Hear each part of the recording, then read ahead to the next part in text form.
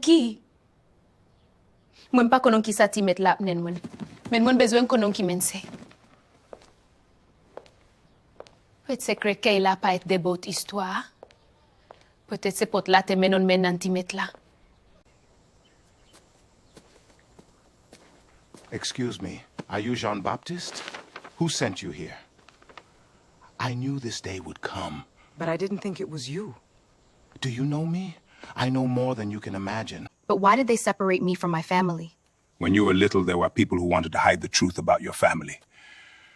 Because that day, something terrible happened in the Watwood house. And this secret made everyone choose to remain silent. What secret? It's a truth that changed.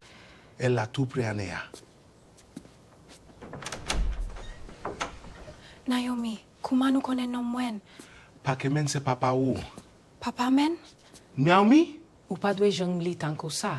Ki jan ou se? Ou tu? Tout moun yo kache vediti an namwen.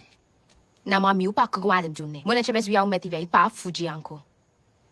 Setan pou dili tout bagay. Si vous voulez konon tout SEKRÈ KAY SAA, pa oublier pate video sa a, abone akala, ekri parere nan komenteyo. Pi go SEKRÈ a poko suti.